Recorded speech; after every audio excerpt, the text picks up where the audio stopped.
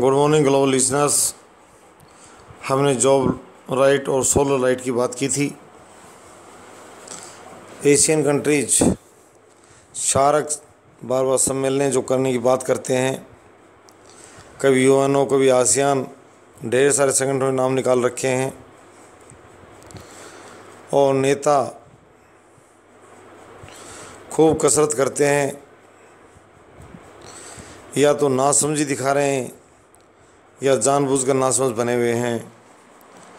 Job right को भारतीय communist party, CPI, Marxism जैसी पार्टी से कहूँगा कि सड़कों पर चिल्लाते रहे लोगों के साथ, सबको शिक्षा सबको काम। और भारत जैसे देश में इंदिरा गांधी की सरकार भी उनके सहारे से चली, परंतु जॉब राइट की बात नहीं लेकर आ पाई। गाल बजाने से किसी का पेट नहीं भरता, पेट भोजन करने से भरता है।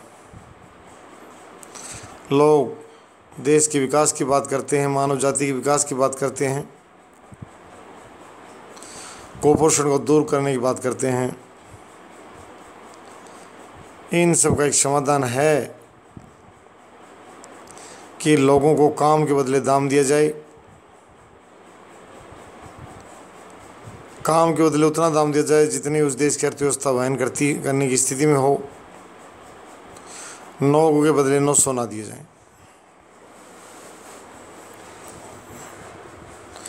भारत में 10 करोड़ शिक्षित युवा, मैं दूसरे देशों की बात बाद में करूँगा, मारामारी जर्मनी जैसे देशों में भी है, इटली जैसे देशों में भी है।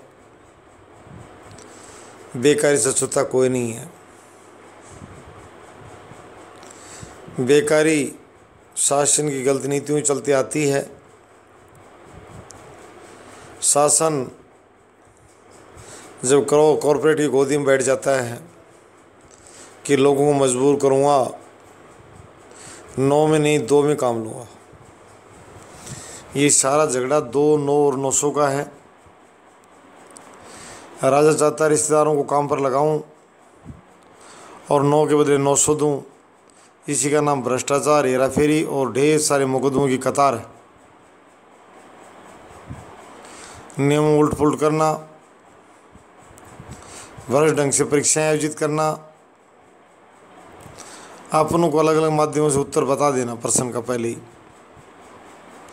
व्यवस्था खोखली करने सिवाय कुछ नहीं है। लोगों का मनोबल ज़मीन पर जा गिरता है, हौसला ज़मीन पर जा गिरता है। इससे बड़ा अन्याय कुछ नहीं है। बेबसी से सहन करते हैं। सीजे रमन कल रिटायर हो गए, मैं उनसे भी कहूँगा कि इस बुढ़ापे के दिनों में इस बात को आगे बढ़ाएं कि लोगों को काम मिले और काम के बदले ठीक दाम मिले। हम 9 को 900 देने के पक्ष में नहीं है और 9 के बदले 2 देने के पक्ष में नहीं है। दुख ये हो रहा है,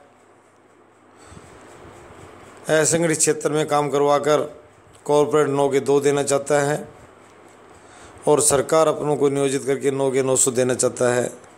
यही असंगता, अराजकता और लोगों में जहाँ राष्ट्रवाद की चर्चा होनी चाहिए थी, इस बेत के ढंग को लेकर दिन भर रोने के सिवाय कुछ नहीं जनता के पास।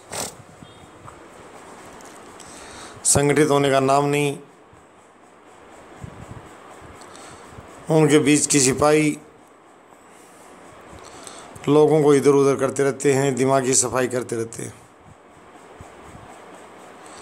मैंने पहले कहा कि 10 करोड़ शिक्षित भारतीयों से, मैं पहले कहूँगा कि पूरी दुनिया के लिए मिसाल बने और भारत देश को महान बनाने में अपना हाथ आगे बढ़ाएंगे जब वो शिक्षा, स्वास्थ्य, सुरक्षा, स्वच्छता और गरीबी जैसे कार्यक्रमों में वो नीचे उतरकर काम करेंगे। तो भारत का सेवा क्षेत्र सबसे मजबूत होना चाहिए था, जबकि लड़खड़ा रहा। मैं सेवा क्षेत्र की बात कर रहा हूँ। कहाँ से आ गया प्रदूषण, पेड़ों की भरमार होनी चाहिए थी। सस्ते श्रमिक हैं यहाँ काम करने के लिए। तो आज मैं ये कहूँगा कि जॉब राइट और सोलर लाइट दोनों के लिए भारत रोल मॉडल बने। हमारे देश का एक भी नेता ऐसा नहीं जो कहीं में देश का भला नहीं चाहता। सभी कहते भारत को एक नंबर बनाना चाहता हूँ मैं सबसे बड़ा पुलर हूँ इस देश को आगे ले जाने के लिए। एक से एक होड़ लगी हुई है अलग अलग दलों में। मैं उन सभी भाइयों से साझा प्रार्थना करूँगा कि प्लीज़ 9 को न 2 देने का आधार रखें। 9 का सभी को पेट भरने के लिए सेवा क्षेत्र में नियोजित करें। और बहुत यहाँ का बाजार किराए सस्ती दर पर आदि उपलब्ध हैं, खुशी के साथ उपलब्ध, उनको नियोजित करें और सेवा क्षेत्र को चांद लगाएं। Service sector should be splendid, service sector should be splendid, मेरा यही हेडलाइन है। और मेरी विनम्र प्रार्थना भी है कि इस अभियान में सभी साझा रूप से लग जाएं। धन्यवाद।